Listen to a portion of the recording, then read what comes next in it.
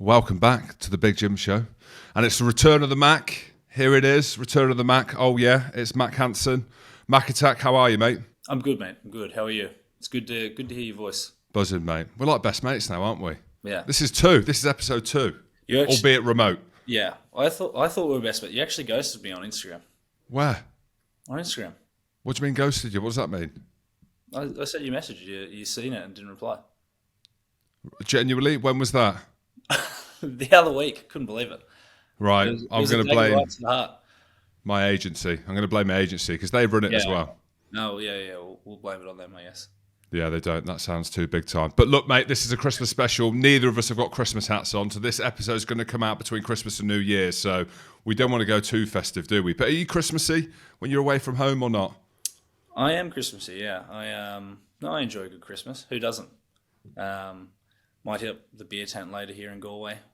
They blast out Christmas songs and whatnot, so I enjoy getting into the spirit. Yeah. You don't sound like it though. You don't sound like you're buzzing for it. I know you're tired from last night's game. Come on, double down on it. We got back late. Yeah, I'll perp up now for you. Sorry. You will. I love Christmas, so the energy in my voice is palpable. And I've got the 4 children. I bloody love Christmas. I always find this weird, Mac, that I know I say like you're not at home. You're island till you die now. But growing up in Australia, half the world celebrate Christmas in blistering heat. I can't get my head around it. You know what? It was so weird when I came over here, and it is quite bizarre. Like, it's so different. As I said, I have a lot of seafood and stuff like that on Christmas Day. Seafood? A lot of seafood, yeah. Because, as you said, it's hot. Like, everybody's going to the beach, eating prawns, doing that sort of thing. Eating prawns on Christmas. Like, tell me this, right? Because obviously half of the world, right, celebrate Christmas in the sunshine, which, again, I'll just reiterate, I find crazy. You think it's a bit weird when it's raining or even snowing, but is there not the affiliation with snow, with Home Alone, with New York? Is that not how people in Australia in the Southern Hemisphere picture Christmas or not? No, it probably would be. We'll be honest, call a spade, that with Christmas comes, as you said, the snow and all that. But I tell you what, I think you'd enjoy a hot Christmas. It's a nice little change up. I think it'd shock you, yeah. And as I said, the seafood and everything you still have the Christmas ham and the turkey and all that, but it's just a nice little side dish to throw in there. Me and the missus were talking about it. Like, we're going away in January for some winter sun, but she was all over the idea of having Christmas in the sun. I was down in South Africa, way too hot. I was like, this ain't Christmas. There's Christmas trees up and I'm sweating profusely. The lights weren't on because they were load shedding, but it was just a bizarre setup. Like, they were on, but they just turn off for fucking 2 hours at a time. Well, I just said, why don't you just keep them off? Like, there's no point. As in, they had them. The weird thing was, they had them on in the day, right? Mm. And then they were load shedding in the evening. I was like, what's the point in not having the lights on in the evening, but having them on in the day? You know what? Bizarre. You know what really gets me about that as well? I always, whenever we go over there, I always forget to turn the lights off. So, like, it'd be load shedding. I'll be ready for bed, about to fall asleep, and then lights back on. You're part of the problem. I am, yeah. I guess so. But as you said, let's keep them off throughout the day. This is towards the end of the night, because what is it, like 8 o'clock they load, or whatever it's called. It's staggered. It depends where you are in the country. I was chatting to the driver there, legend, who actually lived next door to Nelson Mandela. How weird's that? Yeah, anyway, I know we're segueing. Right, let's get straight into how things are now, Max. So we will have a little kind of look back on the year. But personally, how are you? How is I'm going to call it, is there a fallout after the World Cup? What's the mood like in the Mack Hansen's mind and body? Yeah, look, it was pretty disappointing, obviously. We genuinely thought that we could win the whole thing. I think a lot of people did. So, yeah, I'm not gonna sugarcoat it. It was pretty depressing coming back home. It was good though. When we got back, I think we had a couple of days apart, and then Johnny got us all up to his house, chucked some steaks on. We had some drinks and Sexto? Yeah, Sexto. Yeah. Okay. Decent pad. He's actually. Oh my god! Seriously, his house is. Come crazy. on. Yeah. Like what? I'm pretty sure it's 3 stories. and like big too, and in a good spot. I couldn't remember the exact spot. I had a few by then, but Yeah, probably best not to name drop exactly where he lives, but decent Yeah. pad, like as you'd expect. like I know I was being told from the area and the pure size, like crazy. I'd say he probably wouldn't like me saying that, but it's true. Oh, that's fine. It's straight up honesty. He's one of the legends of the game. Like you'd like to think that he lives in a castle He would, he in would. Dublin. He pretty much So does. straight to his.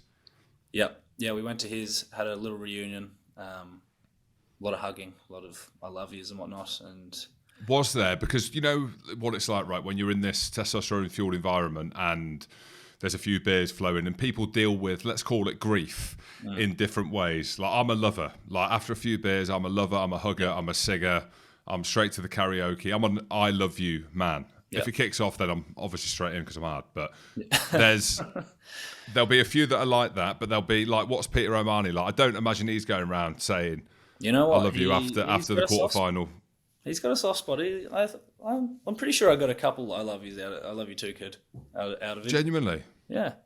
So there was a lot of love. Was there grief or not? Because I mean, I'm just going based on being there, Mac. As you know, I was there pitch side and all the energy around the Ireland team and the French team. And there was this kind of desire, a joined up global desire, unless you're in South Africa or New Zealand, that someone wanted a Northern Hemisphere side, an Irish or a French, to win the World Cup or to go further than they did. So there was a kind of a grief element to that. But like you mentioned, being at Johnny's house there, so a lot of love, obviously a lot of lads saying, look, no one's died here. It is sport at the end of the day. But how emotional was that in that moment? Because I was chatting to Andrew Porter about it, and he really struggled. He said, like, after he came on the rugby pod with me and Goody, he was talking about it, and the lights are switched off. No pun intended, no load shed intended when I talk about that. But the lights are off. The World Cup's over. You're at Johnny's house. There's a lot of love, but devastation, right? Yeah. No, that day it was like everybody was in good, like, not that we were over it by any means, but everybody kind of was using the day as, you know, a celebration of what we kind of did achieve, even though, you know, we didn't get past where we wanted to. And as I said, it didn't go to plan. Like, end of the day, we kind of wanted to get everybody to fall in love with rugby in Ireland. And, you know, I think we did that. And I think, you know, it's still going to be left in good sets. Like, we've got a lot of people that will be returning for the next one. It's not all doom and gloom, but that day was mostly just about kind of, enjoying each other's company again and just getting around each other. Too, I was back only for 2 days, and honestly, it was bizarre. I felt incredibly alone. It was nice being around. As you said, like, you're around everybody constantly 24/7. You go from that to just back to normal sort of thing. It was pretty bizarre. It's like the Hurt Locker effect. I've mentioned that before, and that's on an extreme scale, but it's a movie around them being in the Iraq War, and then they're on the front line, and it's absolute chaos, and then it just flips to him being in a shopping mall trying to pick a box of cereal to take home to his family. I know that's an extreme comparison, as it were, but Andrew Port was talking about, I've mentioned it before, I got knocked out at a quarter-final, and I've obviously retired from rugby as well, and there is that kind of, you snap back into reality and normality. And I think the thing is, for the Ireland team and for you lads, and we spoke about it on the podcast that we did earlier in the year, but the momentum of being the best team in the world, beating the All Blacks, you know the history, right? And the listeners will know the history as well. To, as ruthless as it is at a World Cup, you go home 2 days later and you're not expecting to be home. You're not wanting to be home. There's a lot of people not expect you to be home. And I suppose there's a number of emotions, isn't there? Some will be like embarrassment, which you shouldn't be. You shouldn't be embarrassed by that. But you gutted. But it's interesting, the lonely statement that you made, because Ports was on about that as well. He was like, he said he was depressed. That's what he said. Yeah, we were, look, I'd say most of the squads were very similar, but like, we were genuinely spending like pretty much every second together for the whole time. I think when we got home, it was like 18 weeks on the dot or something ridiculous since we like started from day one. So, went from that to just kind of, and obviously like it was only me, Bundy and Finley sort of from Connacht. So like Leinster lads kind of head back in on Monday and, all still together. Same with Munster also, like a good few there. Where I guess we only had the three of us sort of thing. So it was, as I said, it was just a really strange thing that you don't really think of. Like when you're in it and you're amongst it, you probably feel the same. Like you just feel like it's never going to end. You kind of don't want it to end, but look, fair. New Zealand they were good. They were very good that day, and they showed how good they could be. Like they only lost the very very end there against South Africa. So, I don't know. I don't really know what else to say about it, to be honest. Well, it's hard to unpick it, isn't it? Like we're going to keep it high energy, but just the World Cup as a whole. Now, there's all these kind of conversations which I leave behind now and kind of ignore, that rugby's dying, it's in a shit place. I was there at the World Cup, and not even as a player, and it was absolutely epic, and it showed me the growth, it showed me the interest in the game, it showed me the quality, the athletes, the stories within our game. As a player, is that what it was like? Were you just like, this is fucking unbelievable? Did you love it? Take aside the result. Genuinely could not believe it. It was fucking nuts. And I think people, because they were away and it was welcome, like everybody just seemed to loosen up a little bit more as well. And like you could just see people using it as a holiday and just really enjoying it. Like it was, it was something I'd never seen before. It was, when the crowd starts singing Zombie, you're just like, fuck's sake, like what is... I have never, and I'm getting goosebumps thinking about it now, that is the most energy I felt in a stadium outside being a player. I mean, it's different when you're on there and you run out in your home ground, Murrayfield, and the lights and stuff like that, and that feeling of alive. I was absolutely gobsmacked when the fans were singing that after... Who did you beat? It was when you beat South Africa. That was the big one. Yeah. Where you beat South Africa in Paris. I was like, holy shit. Yeah. What was that like, I mean, as a group?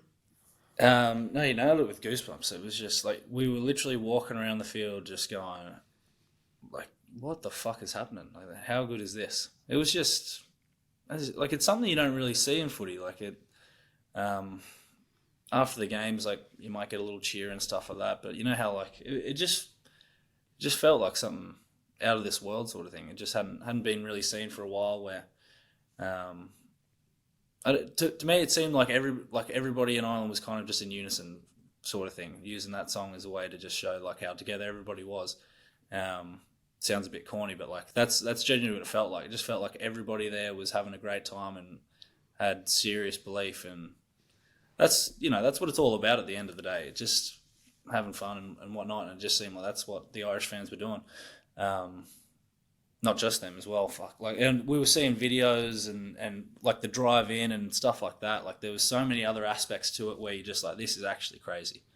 Like I remember driving in to the South Africa game and like the amount of fans there, and then they see us and they're all running to the bus screaming at the top of their lungs. Like it was the whole thing from start to finish. It was just, it was amazing. Yeah. Some of the clips of the Irish fans outside, they were, where was it? The Moulin Rouge. That's where it was all kicking off. It was just absolute chaos. I'd say the French were actually quite ecstatic that we got kicked out, to be honest. Maybe the public, not the bar owners. In the streets, weren't they? They were just...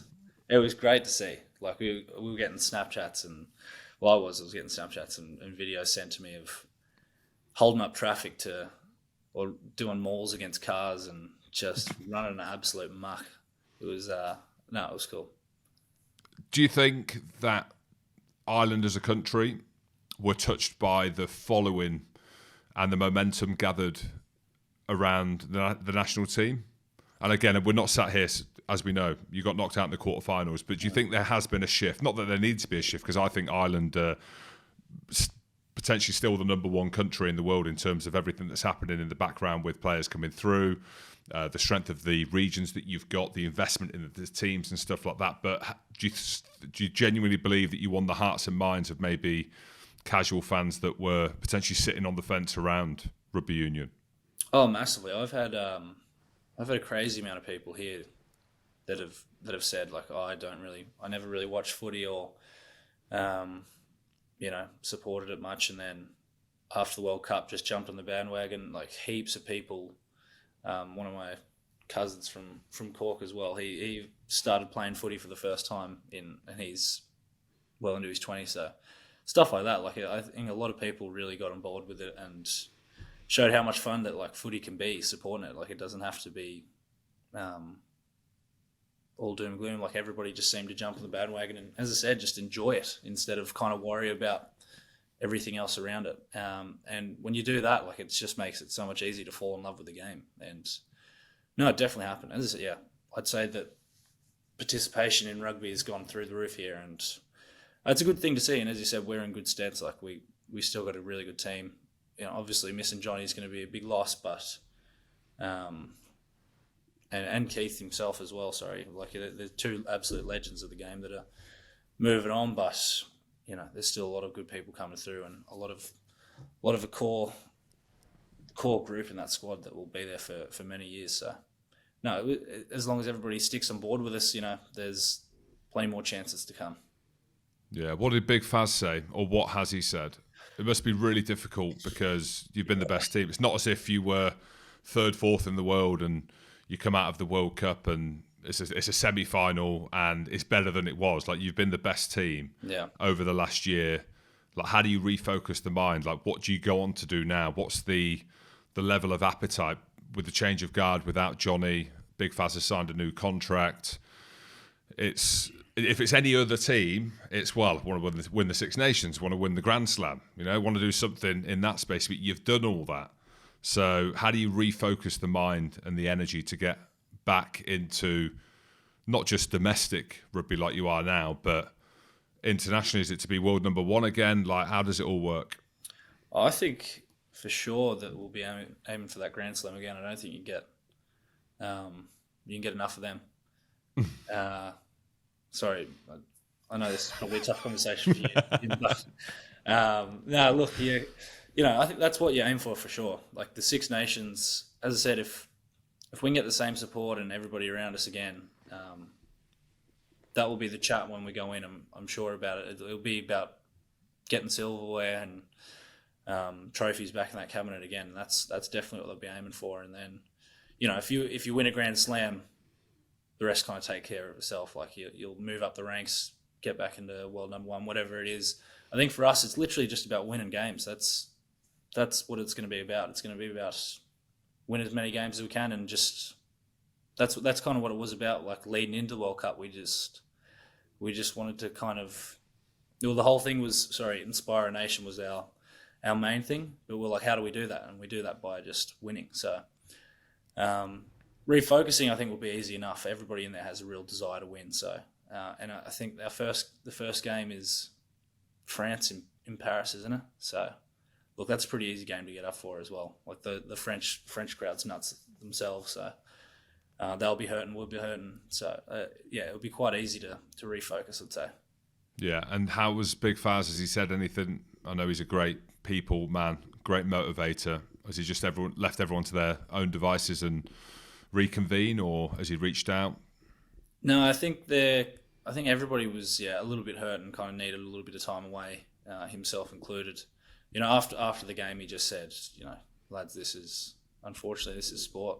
It happens. You don't always get everything that you think you deserve, and that was kind of it. That was kind of it for the footy chat from then on out. It was all about literally just getting around each other and making sure everyone was all right.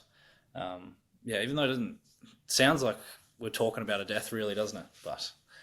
But in sport, I think it was. I think that it was not the death of a human or the death of a nation, but it was just the energy. It was the energy. Yeah. That was the thing in the stadium. And I think if we maybe didn't have that, it could have felt slightly different. But it was just that win against South Africa in the pool stage. And you're like, we're talking about the team now that are probably going to go on to win it. You've just beaten the world champions. And we know that we've seen South Africa before, right? The World Cup before, they lost to the All Blacks and went on to win it. And they are a team that are just built differently with the pressure, a little bit of luck on their side, with the quality of players that they've got in big tournaments at the right time. And I love South Africa. I love the way they go about their business. But yeah, like we need to bring the tone down before we pick it back up, Matt, later on. So the idea is to just go on and try and win the Grand Slam again and just get straight back on the horse. Yeah, it's the best way to keep people excited and kind of involved in the game. It's just, if you keep winning, everybody will keep supporting you, sort of thing. So that will definitely be the focus going into it. It'll be all about winning that Grand Slam and going from there. Yeah. Well, one of the best things of seeing the support was being pitchside and having these kind of celebs and stuff like that. It was wicked for me, and having Shane Lowry and Rory McIlroy talk about the love of the team, and seeing Bono as well and U2. That's actually quite a good point. So I don't know whether they left a message or whatever, but I was getting physio in Edinburgh yesterday, getting my back put right, and Muchie, who is Mr. the Ireland physio, Mr. Much, quirky as they come, but saved my career with a wooden block and some fingers in my mouth, some pressure points. But he's got a physio clinic down the road, and his business partner was saying that all the Ireland backroom staff have been over to Vegas to go and see Bono and U2. Did you not get the invite, Matt? That was meant to be our fucking trip. If we was wanted it? Yeah, it was chat of going to Vegas, going to the Sphere, and having a week. Yeah. Oh, so that was a bit of a bummer as well. When that obviously we've knocked out. That's the biggest bummer. Not going to Vegas and seeing U2 live. It's fucking up there. Like, it was. Look, I don't know if it would have been all inclusive, but everybody was looking pretty forward to that trip. But yeah, the staff all got to go over, from what I've heard. They kept that pretty quiet. There was no chat about that at all. So I don't know if Big Faz went. I'll just say that, but I know Muchie took the time to go over there because there's some great sports teams. I think that was his excuse, even though. Yeah. Well, he's a vegan as well. Can't trust him. No, he strikes me as someone that would be just stuck on the tables. Right, I wanted to talk to you a little bit about Australia as well. I don't know what the consensus is over there if you chat to any of the lads, but it's fucked at the minute, it seems. But they're trying to sort themselves out. Eddie Jones is gone. There is talk of, Joe Smith actually is front runner to take over, former Ireland coach. Really? He's front runner at the minute. He's odds-on favourite to take the job. Ian Foster as well has been bandied about. Andy Friend, who I think would be class. What's the lay of the land in Australia, Matt? What are your mates saying? How is it? Look, it's not in the best place in the world, is it? Man, it was just seemed like such a really bizarre way to go about a World Cup. Sort of, you go into World Cups to win, and from listening to stuff Eddie was saying, it just didn't seem like that was kind of his point, was it? Really, like it was more about building to the next thing, and then to go from that to kind of leaving straight after is pretty. I don't know. It was a weird situation. And I thought it was quite a weird move from him, especially everything that was kind of said afterwards about not going to the Japan and the Japan team, and they're not in talks and all that. And then he signed like 2 days later. It was just that whole kind of thing's been a bit of a circus, really. But as you said, they've made some changes, and there's some unbelievable players still there playing footy in Australia. They just need to get put in the right direction and, let the rest take care of itself. It kind of seemed like they were going, even though they had a couple losses under Rennie. From talking to the lads, like it was a real good vibe around the camp, and kind of seemed like it was the right way to go. So, as I said, now they got some new people in charge. Hopefully they'll make the right decisions, really. I don't know how much you can say, or you don't need to at all, but I hear mixed things around Eddie Jones. And look, he's clearly a good or even a great rugby coach. You think about what he's done, his history. He's been in finals before with Australia. He's coached South Africa, what he did with Japan in the World Cup in 2015 when they beat South Africa.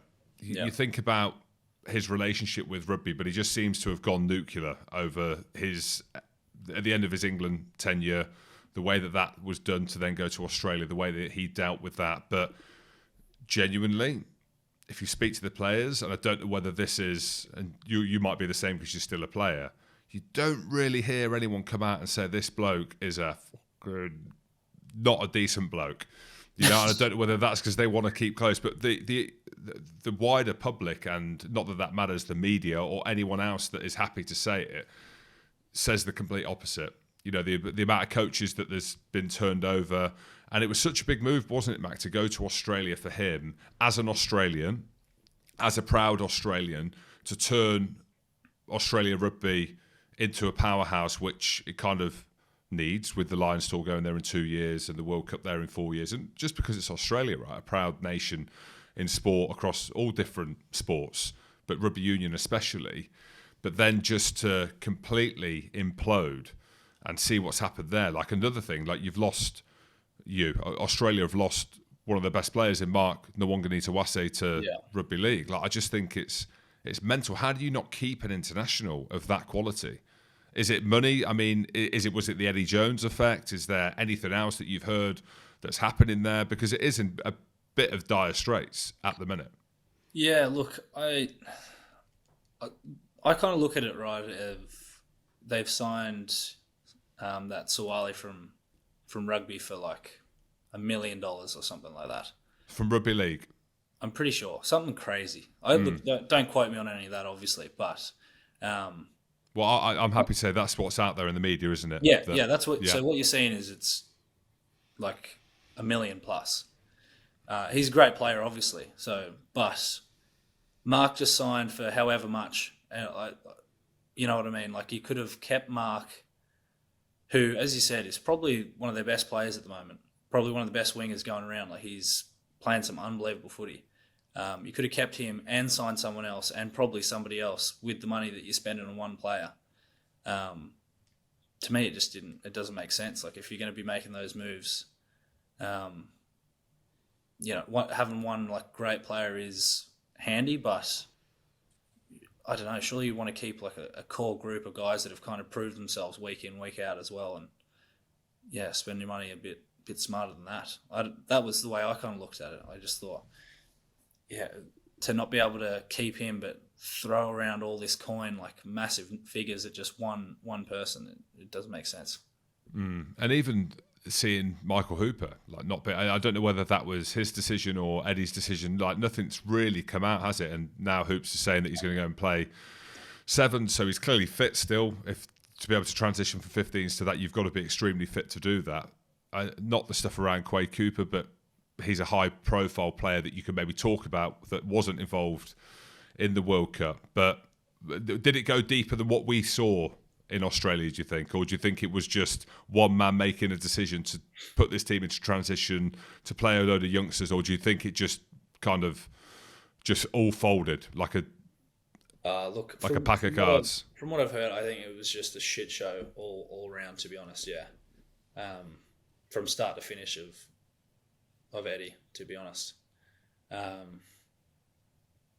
don't know if it was like that he didn't expect to get the role or something. It just didn't sound like it didn't even look like he just had a plan, like he had a proper plan for the team. And a lot of people travelled over for that, and it's not good for Australian rugby where they feel like their kind of holidays been wrecked because Australia's done so bad, sort of thing. Like there was a lot of that. Like people have like, I've been looking forward to this for 4 years, and this happens. So like when you hear stuff like that, you're just like, oh, that is just not what Australian rugby kind of needs at the moment. We need people loving the game and loving the experience, as we were talking about just before. And it just doesn't seem like that happened at all. But, I don't think the players are to blame. It's easy for me to say being a player, but just from hearing the background and, the turmoil that was going on in that squad, like it just, to me, it seemed like they were set up to fail because like they had a lot of really good players that, they should have done a lot better than they did. And they know that and everything, but I just don't think they were given the tools to be able to do that, to be honest with you. Because everything you hear about Andy Farrell and how he is about the human, about the man, about the family first. We had Johan van Gram on the Rugby Pod, and he's now doing really well at Bath and talking about family first and all that. In this world, and you can say this as a player, Mac, having grown up in Australia, but now playing in one of the best teams in the world, but also as a young man, as an athlete. When I was playing, it was get the gloves on, sharpen your studs, we're going fucking full noise, toughen up if you go down, get up. There was no love rainbows Yeah. and Beatles. Like, it wasn't. That's not what it was. It was about toughening up, and you got spoken to toughly and harshly, and you got shouted at, and it was very old school. As a young athlete now, and being in Andy Farrell's company, is it around love? Is it around empowering you young men to go and be the best you can be? Or do you think it's different cultures have different things, and that's fit for purpose in what different squads have? And again, I'll just say one other, man. You look at the way that Rassie Erasmus speaks about his men, speaks about his players. You look at the emotion that he shows on his face. I love that. You know, I'm a little bit of the old school, but I do love that new school. But is that what it is about, getting the very best out of your team and your players, is about showing that love and empathy and respect? I think so, because... It's okay. Huh? It's all right. It's the milk bell. No, I think it is. I think it's, you know, it's a combination of things. I think it's letting guys, as you know, back in the day, it was probably about, you said, like, it was really just like nailing down, get through this, and just try to beat the shit out of each other, sort of thing. Where now it's Faz made it a real point to kind of make sure that we're enjoying ourselves as well, and we're not like, you're not coming into camp kind of dreading it. You're coming into camp pumped and like you're ready to go, and you're actually really, really excited to be in there. Which, you know, like, it might sound easy enough, you know, representing your country and stuff like that. You should be pumped, but like, end of the day, you're leaving your family behind, and you're leaving a lot behind to go into this thing for an X amount of months and all that. So Faz just made it a real point, and all the coaches, may I say, like, there was John Fogarty was in charge of crack. I think we talked about this before. Like, we had certain things where it was designed that we were like, yeah, just gonna kind of relax and just enjoy ourselves for a bit. There was a lot of that going on.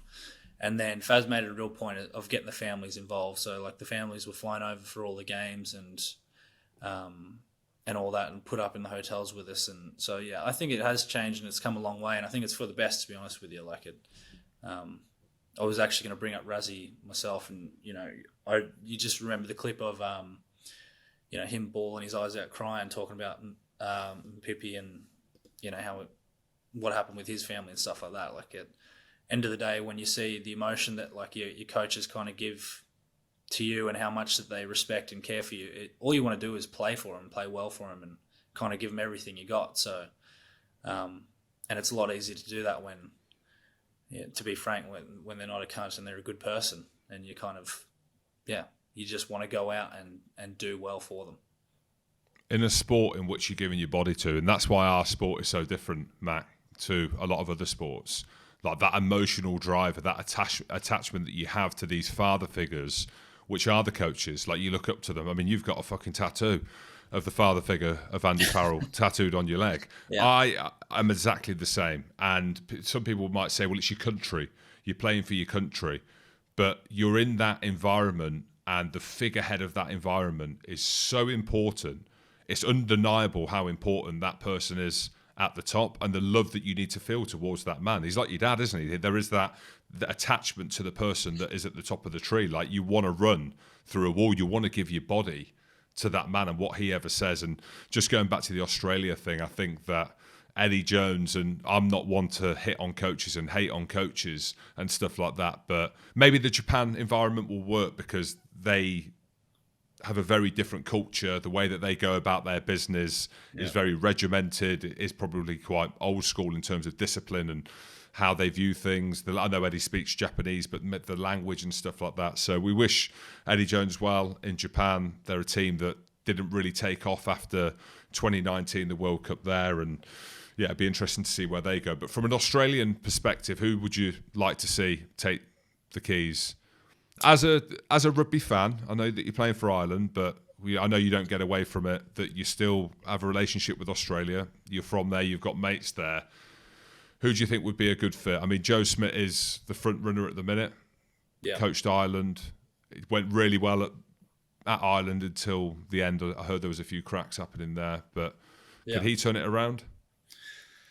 It's hard to say. Like, I haven't, you know, these sort of guys I haven't really been around. For me, one that comes to mind is Dan McKellar. Like, but he was a coach of mine, and I've seen what it's like to be under him. I wasn't even playing around like much when Dan was in charge. Thanks for that, Dan, by the way.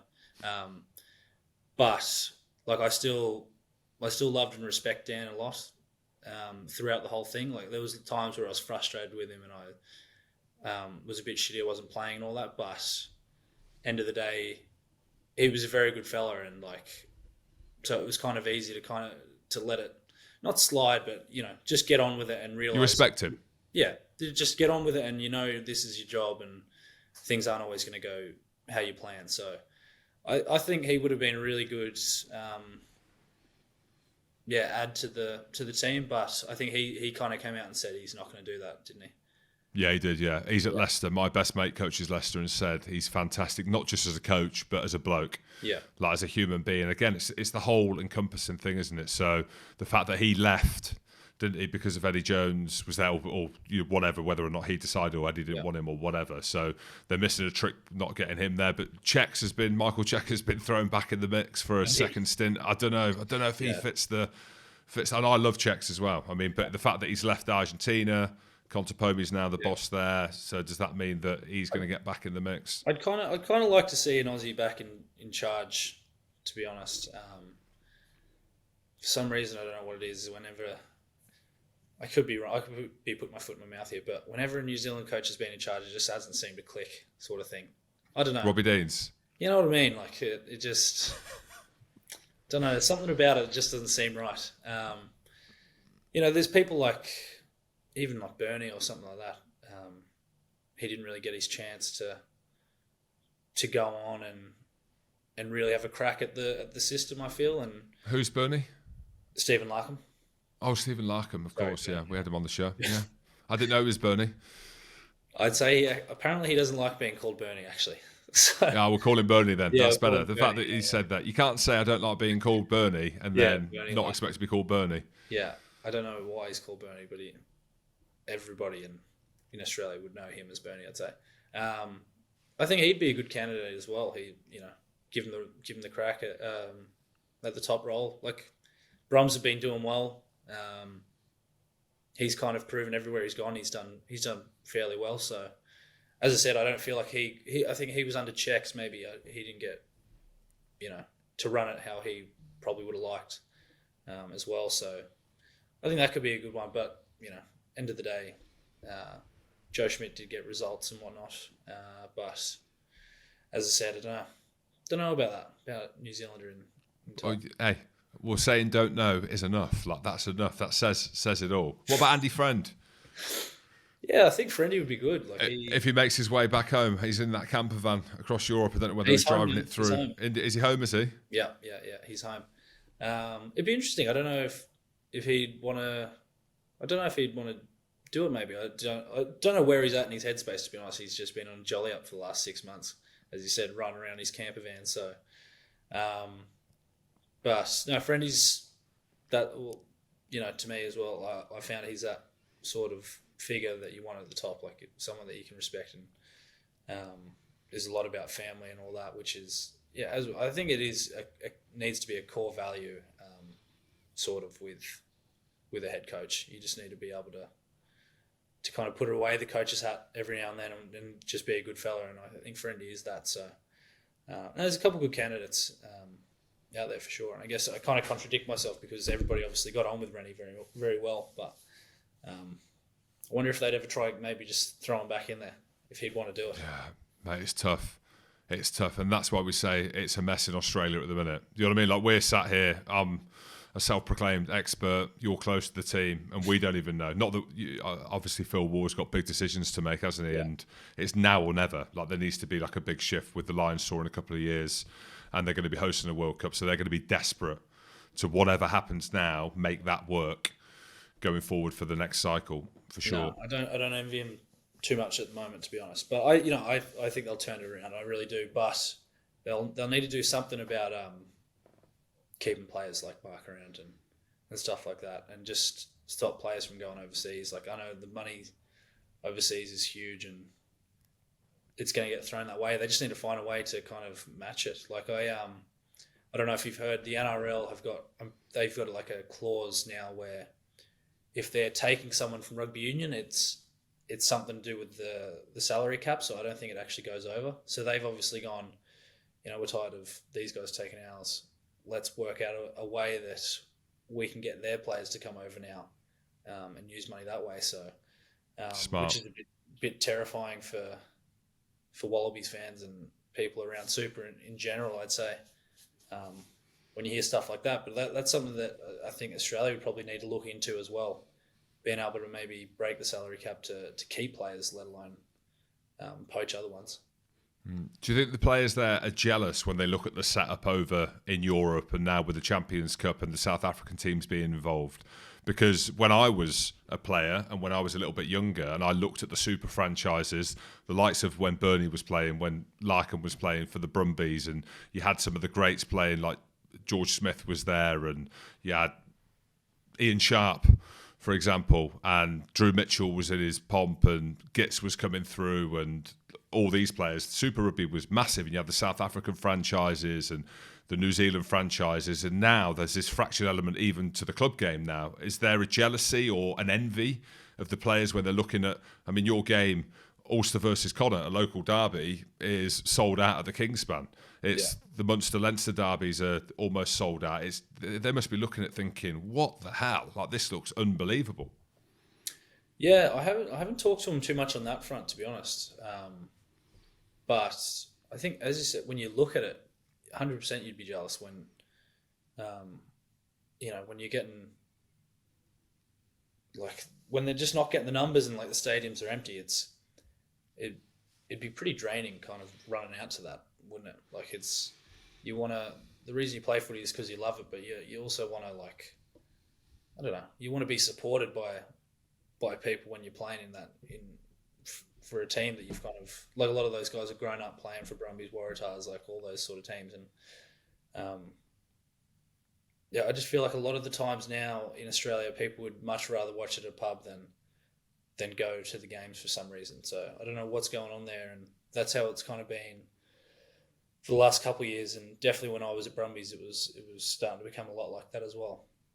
Right, let's just have a look at some of the big news at the minute, which might involve you, because I was going to ask you this question. So you mentioned France first up for Ireland in the Six Nations, but without Antoine Dupont.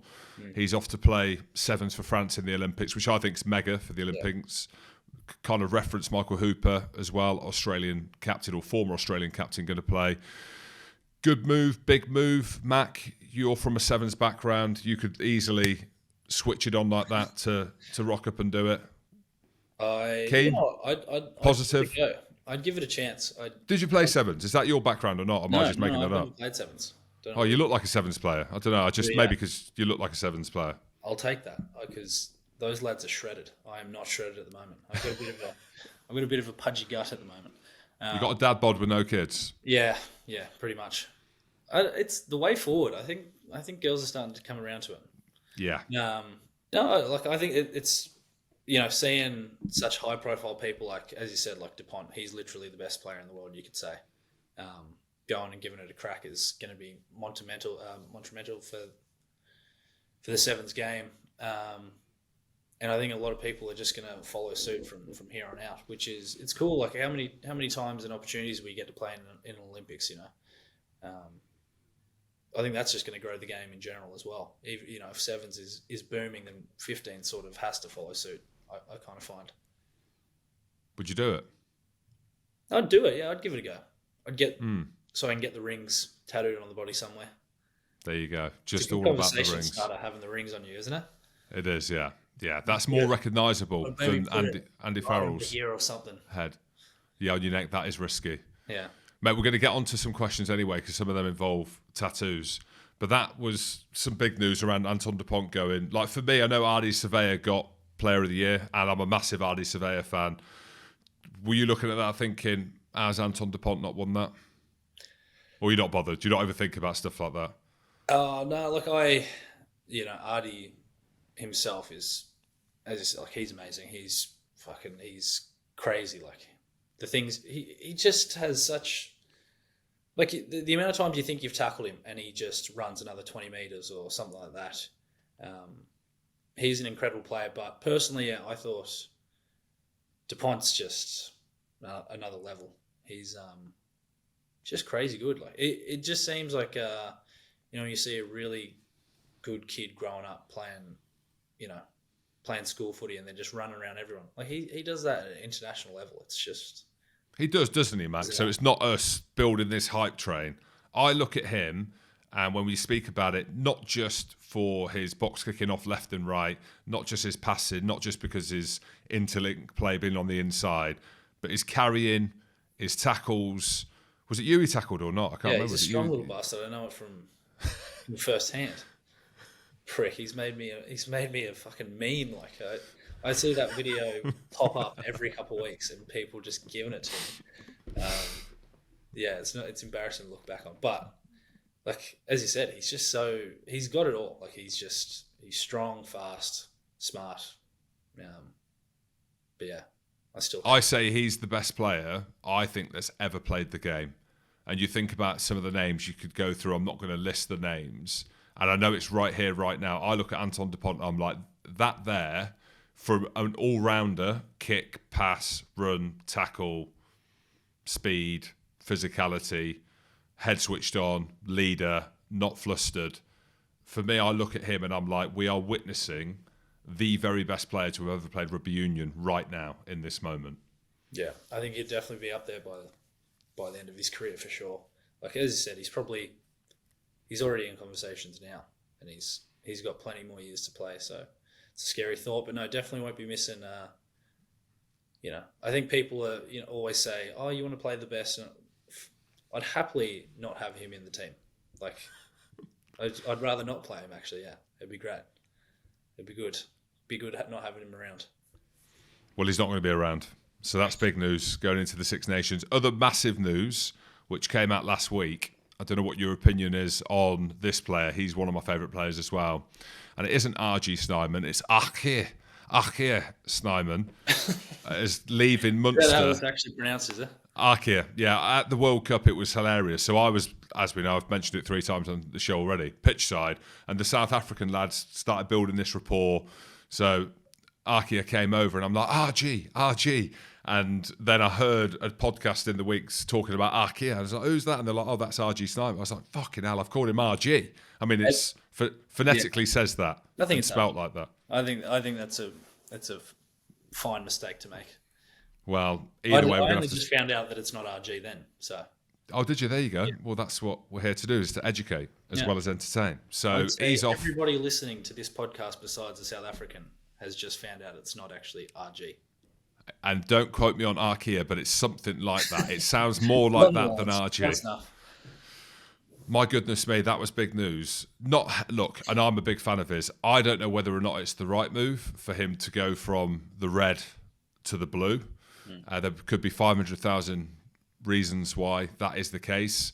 We know, I don't know if you know, but the second rows are the most sought after players in the world from a financial point of view, because of the size of the human, calling lineouts, the scrums, everything that comes in the second row. I played in the wrong era. Not that I would have ever got 500 bags a year like him, but that's a massive... I don't know what the lads are saying about that. We've seen other guys do that. I can't think if we've had anyone where they're not Irish, where their hand's been forced to go and move around different clubs, but to go from the red to the blue, from everything that I've seen, I was listening to Off the Ball, I've just seen a few things on social media, it seems like a crazy move on all fronts when you look at the quality that's in the Leinster squad as well, like Brian Beard, is it McCarthy as well in the second row? You've got James Ryan. I mean, the quality that they've got, I've just named 3. I know there's a couple more coming through as well. But what's the general consensus of that? Bothered? Seen it? What are people saying in Ireland? Oh, look, it's... When I saw it, I was just like, you're fucking kidding, like... Seriously, like they just keep getting better and better and better, don't they, Leinster? No, I wasn't. I'm not. I'd say it'd be different if you asked some of the Munster fans sort of the question, but end of the day, it's business, right? End of the day, he had to leave. As you said, if he gets a good offer and it's under a coach that he knows already and obviously likes, gets around, it's a bit of a no-brainer move for him, really. I can definitely see why he did it. But yeah, as you said, I don't know how the Munster fans are going to take to that, or how they're going to be feeling about him for the next couple months. But like, as long as he's playing good footy and helping them win games, I don't think they'll care too much, to be fair. No, easily forgotten. Was there no chance that he was going to be in green next season? Like, where are Connacht's big signings? Like, why does that not happen, mate? Like, it's like you produce good players, like yourself has come through that system. Bundy Aki is Connacht till he dies. Finlay Bealham as well seems happy there, but you're looking at that thinking, where's our Aki Snyman? Like, yeah, no, we don't have 500 bands to be thrown at anybody. So, we know this realistically probably not going to be getting massive marquee players like that. But that's fine. The guys that we pick up along the way are guys that sort of have a point to prove and, kind of give you everything anyway. So it'd be lovely to have somebody like him come in, but, there's no reason kind of beating ourselves up over it when probably not going to happen realistically.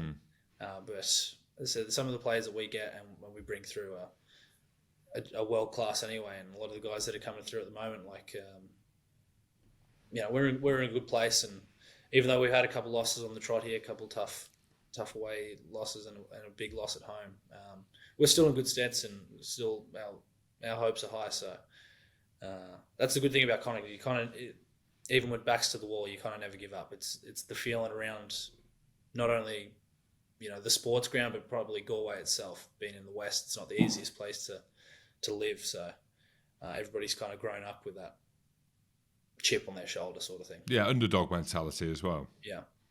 It looks. I kind of talked about it. We want to move away from this whole underdog chat sort of thing. We just want to be a team that's winning games, and because I feel like you can kind of use the underdog thing as a little bit of a poor me sort of thing. So we're still. Hey, that's what we do in Scotland. That's what we do. That's what works for us. Yeah. It's work gangbusters, please. No, so we as I said, we're moving away from that sort of thing. We want to be a team that teams are worried to play against. It's not, I think we get that when they come to the sports ground, to be honest, with the wind and the rain. Nobody likes kind of playing there. Now we just got to put together these away games, and we'll take off from there. It's hard though, isn't it? Because the perspective is, and as superficial as life is, you look at the team sheet, right? And that's what people will do. And it's the high profile names where you're like, well, you look at Munster full of, well, you've got South African Irish players in their internationals, British and Irish Lions. The coaches in Graham Rowntree has been there, done that, has got history. Leinster, you've got the players that they've got. They've just signed a World Cup winning coach in Jacques Nienaber. We just mentioned Aki Snyman coming across. So there's an obvious thing around that. You look at Ulster, they've always looked like they've had the quality of players. I know they're in Northern Ireland, so there's that kind of different emotional driver that they have around that as well. And then you have Connacht. And that's with all due respect because of the players that you've produced, but that's where the underdog tag comes from. Yeah. And I was going to ask about the pressure, I suppose, for someone like you. Do you feel like in order to kick on in your career that you maybe have to look at a red jersey or a blue jersey or over in the top 14 or as a player, and it obviously works for you, right? Because you're playing internationally, you play at the highest level, you're playing extremely well. Is there ever that kind of pull to move away from there or not? I think going on this underdog thing as well, like it's it can almost be a bit of a secret. Like we got a lot of guys that fly under the radar, and a lot of guys that, as I said, are coming through that are going to be really, really good players and are really good players at the moment. So we can almost use it as a secret weapon. It's kind of just how you look at it, sort of thing. And then going on that other question, no. Like as long as I'm enjoying myself, like I love Galway, I love everybody around here. We get great support and everybody's super friendly, and you can tell like everybody here genuinely does love Connacht. So as long as I'm enjoying my footy, I love hanging around the lads and everything like that. It would mean a lot more, I think, to me to win something here than to go somewhere else and win there. Yeah. Don't know what the future holds, to be honest, on anything, but my goal is purely to get the job done here. Like you hear stories of when they won the Pro 12, I think it was at the time, from the lads like talking about that. The whole place just shut down for a couple of days. Like everybody was just so ecstatic. So I'd love to have a feeling like that and bring home a bit of silverware to Galway. Yeah, it'd be class. And speaking about the fans in Galway and in the west of Ireland, so I put out a social media post saying I've got Mack Attack on the podcast for people to send questions. So I think everyone in Galway sent a load of questions over. So let's sift through the archives, if I may. Just need a name. You don't need to go into detail, but Rory Lynch, 14, who in the Ireland team would he not want dating his sister? Have you got a sister? I don't have a sister. Let's pretend you do. Would I not? And she's your best friend. Yeah, just one name. Caelan Doris. That's actually an easy one. It is easy, which again is like the silent assassin. So loose. He was sending me pictures. I don't know why I mentioned this on the Rugby Pod as well, but he was sending me pictures. I think he was in Vegas somewhere, and there was some tables at an establishment that looked like a place I would like to be in with him, but obviously I can't. I think I know the type of establishment you're talking about. Yeah, and that's why we wouldn't want him dating anyone's sister. So I'm a big fan of Caelan Doris, and big shout out to his mate who says he's his agent, but apparently he's not his agent. It's just his mate, but nonetheless he's a good lad. Here we go. TJ McBride. Best thing about Galway? Probably one thing. Genuinely the people. Everybody around here is just they're just good people. Like there's really I rarely have any trouble around here. Everybody's super friendly, and since I've come here, I've definitely fallen in love with how nice everybody's been and how welcoming everybody's been to me. So I'd say the people for sure. From GG_5356. So this is someone that clearly doesn't want to put their name out there. They've got no picture in their avatar, but pretty decent question. I think I know the answer to it because I messaged him straight after. Has Owen Farrell seen the Andy Farrell tattoo? And it will probably put his game off if you should flash it to him in the game. But he's not playing for England, he's having a bit of stand down. But when you play against him again. I don't know if he's seen it in person. I don't know if he's seen it in person, actually. I'm trying to think. He has seen it. I texted him a picture of it. What did I say? Faz, Big Jim, legend, here. Hope you're well. I wanted to give you first oversight of Mack's tattoo of your dad. A man of his word. I'm expecting you to get one of Steve if you win the World Cup. Keep smashing it. And then he just smiley face emoji. Bundy Aki sent it to him last night. So Bundy Aki sent it when it was still bleeding. So he beat me to it. Fair play to him. That's a lot of words from Faz. I'll take that. That's pretty much like a big hug, isn't it? That's a big hug. Yeah. Yeah, big hug. Any regrets or not with that one? Are you happy with that? No. I'm looking forward to adding to it. Well, here's one then. Talking of adding to it. And Devs02. Would you rather be stripped of all your tattoos or all your trophies? What means more to you? See, I haven't got very many trophies. Oh, Jesus. You know, I lost 10 grand finals in a row as a kid growing up. So. Who for? Just at school level, club level. Just kept losing. Oh, man, I couldn't. Can I start again once they're all gone, or is it no tattoos at all? What do you make? I think you have to go tattoo-less, like none. I could not take the Grand Slam, to be honest. I'd have to get rid of the tattoos, I'd say. Grand Slam means a bit too much.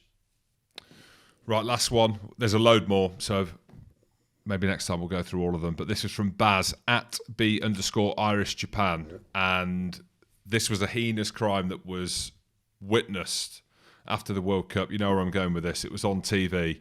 And he's asking the question, what has he been doing to ensure he doesn't spill a pint on himself while downing it on camera again? Like, what things have been put in place? What measures? Was there consequences? Will that ever happen again? It won't. It won't happen again. I blame the plastic cups. Plastic cups are actually a lot harder to drink out of than you think. Yeah. So I'll make sure that I'll carry around a glass cup if I need to games.